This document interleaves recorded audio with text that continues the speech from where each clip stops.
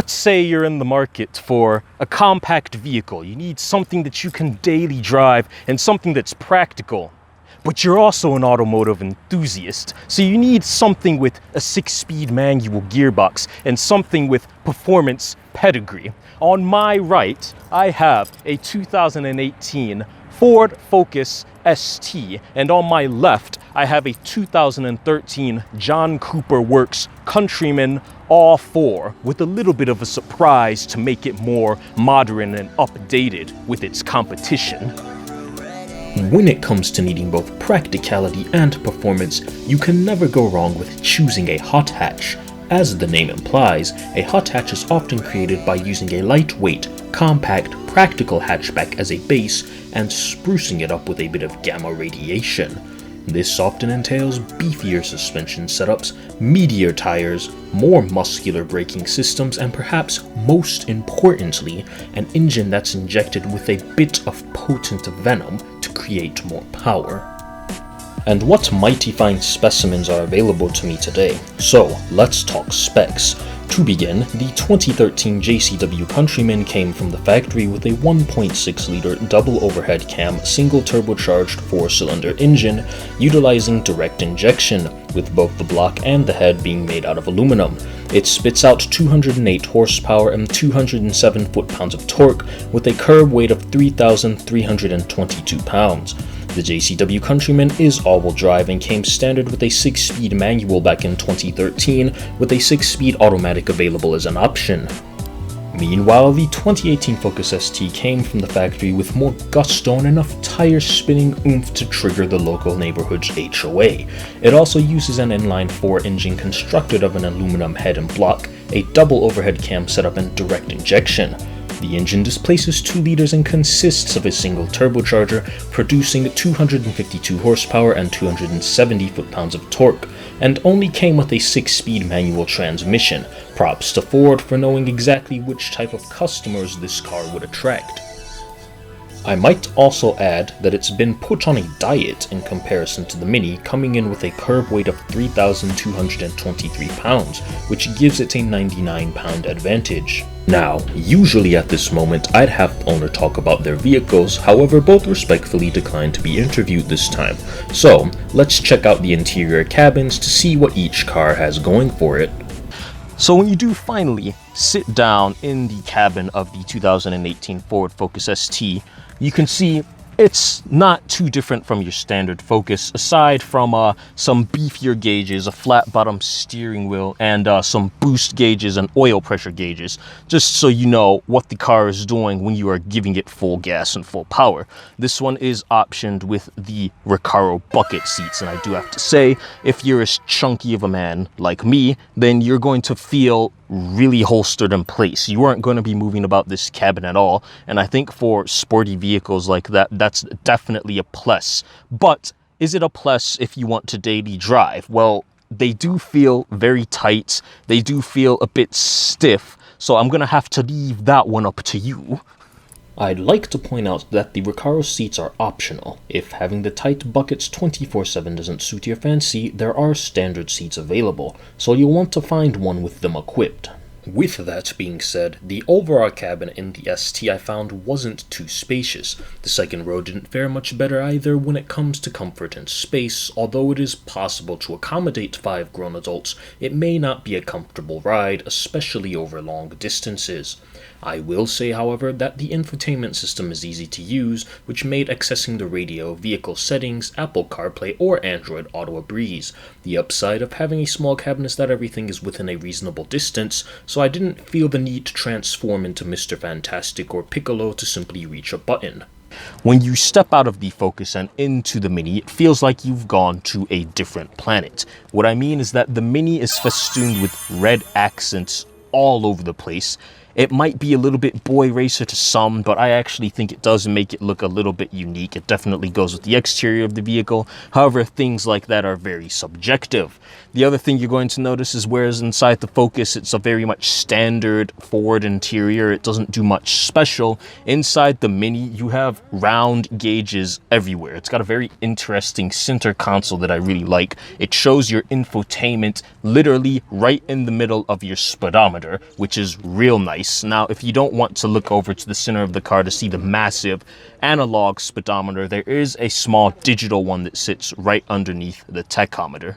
It's worth noting that because of the obnoxious in-your-face speedometer's placement in the center console, all the controls for aircon, radio, and vehicle settings have been moved down below, which meant that my first time navigating the Mini's cockpit felt like trying to survive that transforming pyramid in Alien vs. Predator. Also, because this Mini is from 2013, it means you'll have to forego Apple CarPlay and Android Auto, as those software technologies didn't exist yet. However, the Mini is still modern enough to have included built-in Bluetooth connectivity and auxiliary input, so connecting your phone and listening to your anime soundtrack is still a viable option. I will say that the Mini's cabin felt more open. It's actually about as ironic as the tale of Darth Plagueis the Wise, because the car called Mini happened to have a more spacious cabin. I found more headroom in the front and in the rear. I also had more room in both the driver and passenger footwells. The seats in the Mini are also standard leather, so they aren't aggressively bolstered like the Focus. Good news for me then, since my gut resembles that of the late Biggie Smalls. However, that means when you are pushing the Mini through its natural habitat of twisty canyon roads, you'll be sliding about the seat. Better for daily drives then when it comes to comfort, but a bit lacking for spirited driving. One final thing I'll say about the interiors is that the extra space in the Mini comes at a price. You see, the Mini has a cargo volume of 16.5 cubic feet and 41.3 cubic feet with the rear seats folded down. However, the Focus wins here with the cargo volume of 23.8 cubic feet and 44.8 cubic feet with the rear seats folded. With that being said, let's get to driving.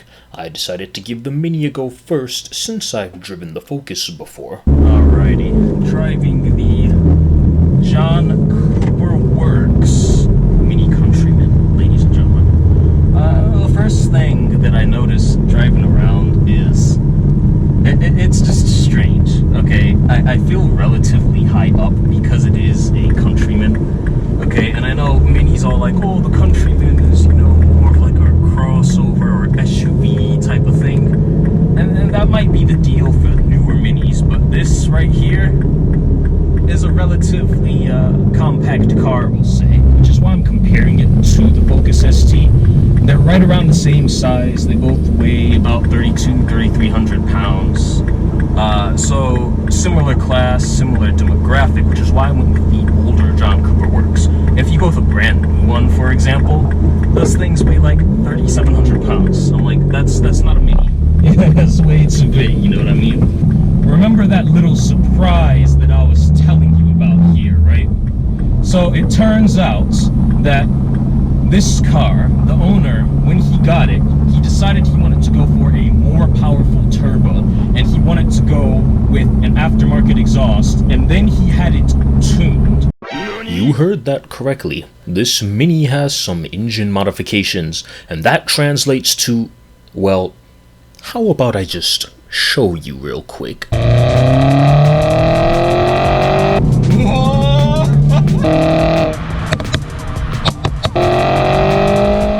This not-so-mini Mini has been tuned by a company called Detroit Tuned, located in Clawson, Michigan. These gearheads specialize in all things Mini, and have turned the lukewarm Countryman into the proper hot hatch it deserved to be back in 2013. I'm told by the owner that it now makes 300 horsepower and around 290 foot-pounds of torque. That means a mighty increase of 92 horsepower and a Herculean gain of 83 foot-pounds of torque, without the excruciating 468 pounds of weight gained by the 2021 model. And that means it feels properly quick.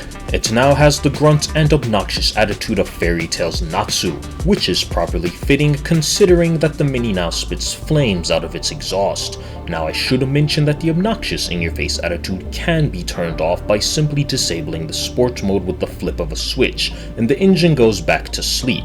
To put it bluntly, the factory specs of the engine are a letdown. You see, John Cooper Works is supposed to be the top-line trim of a Mini, a physical representation of Mini's racing heritage and prowess. In stock form, I'm not sure the 2013 Countryman makes the cut. This modified specimen, however, is how I think the car should have come from the factory. The factory engine may have been weak, but the chassis is surprisingly playful and well balanced.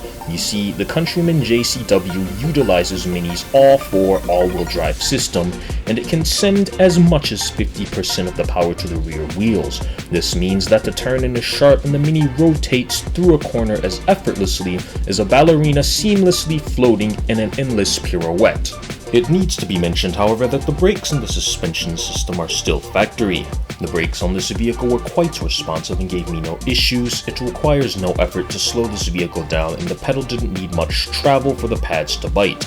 The suspension, on the other hand, took me by surprise. Because this is a John Cooper works, I expected a stiff ride that would knock your spine into the shadow realm with F4H Super GT, but instead, the Mini provided a supple and compliant ride.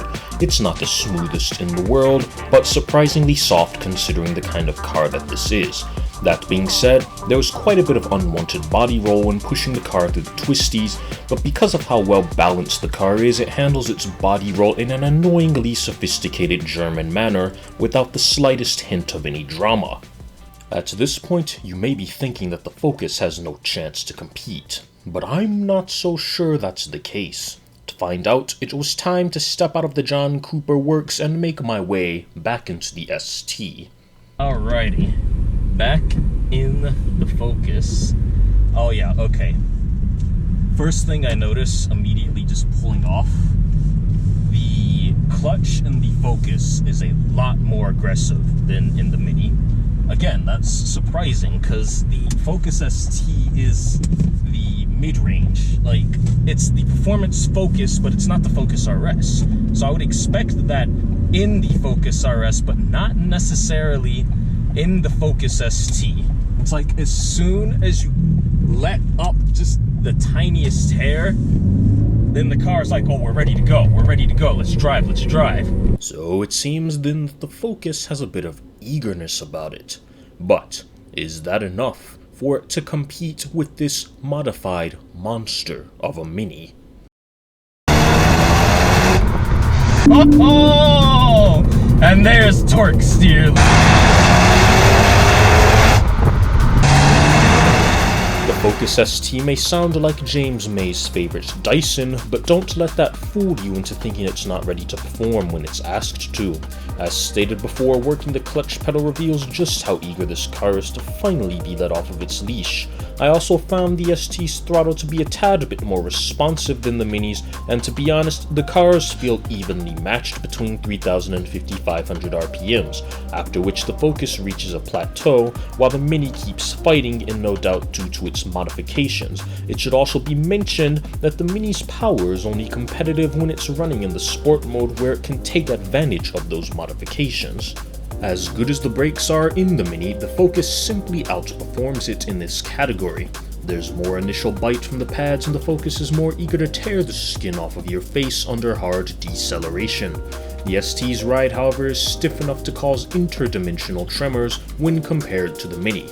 It's not as soft and friendly on the road as the Mini, and clearly the Ford boys had handling prioritized over comfort. The Focus controls its body roll well, perhaps simply because there's less of it thanks to a lower center of gravity and stiffer springs. As sharp as the handling in the Focus is, it has a flaw. You see, Ford decided that a limited slip differential was not required, despite throwing 252 horsepower and 270 foot-pounds of torque to the front wheels. The result is that with the traction control off, the open differential setup doesn't properly allow the power to get to the wheels. The result is that when you start pushing the car to its limits on a back road, the ST will begin to understeer like it has a death wish, and when put under heavy acceleration requires your full attention because of the noticeable torque steer. To put it bluntly, I felt like Link trying to retame Epona in Twilight Princess. Despite that, I still found myself having an absolute blast behind the wheel. In reality, these cars are both amazingly fun to drive, but which would you rather live with? First, let's talk about the price, since both of these cars will be bought in the used market. The owner of the 2013 John Cooper Works says he paid $12,000 for this car, and with the cost of the turbocharger, exhaust, and the tune, it cost around $15,000. A good deal when you consider that when this car was new in 2013, it could be had for an astounding MSRP of $35,550, which was absurd for what you got. That means that the Mini has lost 66.25% of its original value. Calculate the upgrades into that equation, and that gives a 57.8% loss in the original value. The owner of the Focus bought it basically new back in 2018. When the car was new in 2018, it had an MSRP of $25,170.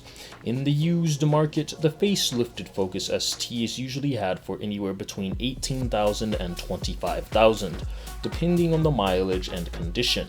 This means that the original value in some cases has dropped as much as 28.5%, while low mileage examples have lost a measly 0.67%. I'd wager that the Focus will hold its value for quite a bit longer, as the current Gen ST is not available for sale in the United States. It should be mentioned that the pre-facelift Focus ST can be had for a similar asking price to the Mini, however you should be aware of higher mileage on average. Now, the reason I am mentioning the original MSRP is because I know that some people are focused on how much money they could potentially lose or gain when buying a car.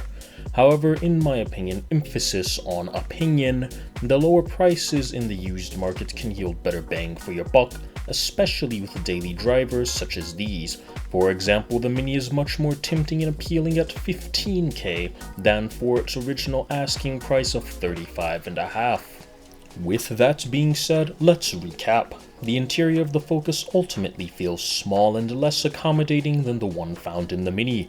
However, whereas navigating the dashboard and functions in the Focus are about as basic and uninspired as the plot of Rise of Skywalker, which in this case is a good thing, navigating the dashboard and functions in the Mini for the first few times feels about as entertainingly confusing as the plot of Kingdom Hearts. And while the Mini may have more cabin space, it's worth noting that it loses when it comes to its ability to haul cargo. If you need more trunk space, you'll want to look at the Focus, but if you are more concerned with cabin space, you'll want to look towards the Mini. When it comes to driving, normally both cars are quite calm. The Focus does have a more aggressive clutch, which I think requires a bit more finesse to work in slower traffic, and rides a slight bit stiffer in comparison to the Mini. During spirited driving, the Focus is about as hot-headed of a tsundere as Karisu Makise. Turn off the traction control and the turbo 2-liter becomes an unchained beast, unable to be properly contained by that open differential. The Mini, however, doesn't impress as much with its engine in stock form. However, its chassis and suspension tuning are more refined and balanced than the Focus. Add in the all-4 all-wheel drive system and the car is quite hilariously tossable on the back roads despite the extra body roll. When the Detroit-tuned modifications are activated, the Incredible Hulk emerges from slumber and the Mini transforms into a fast, hilarious, flame-spitting tsundere brat. However, the big takeaway here is that the Mini needed to be modified to be a hot-headed tsundere, whereas the Focus is a hot-headed tsundere from the factory. Both of these hot hatches, and yes, the 2013 JCW Countryman was more of a hot hatch than an SUV despite Mini's insistence, are pure tomfoolery disguised as daily drivers, and I absolutely adore both of these specimens. When it comes to stock performance, here's what I'll say. The Focus is a more exciting performance car from the factory, however, as a daily driver the Mini is more comfortable and accommodating despite having less cargo space and strange placement of interior controls. If you want a more exciting car from the factory, get the Focus. If you want something more balanced, then it's the Mini. However, keep in mind that even though on average these older Minis are cheaper than STs, you could save up a few extra Benjamin stacks and have yourself a flame-spitting Detroit-tuned specimen like the one featured in this video. Also, the hot hatch category is massive, and if neither of these cars suit your fancy, there are plenty of other specimens you could choose from. I will say this, if I owned either of these cars, my daily commutes would be that much more of a blast. After all, I'd rather have an exciting commute to my 9 to 5 to liven up the rest of the day instead of being stuck in a generic car. But hey, I speak from the point of view of an automotive enthusiast.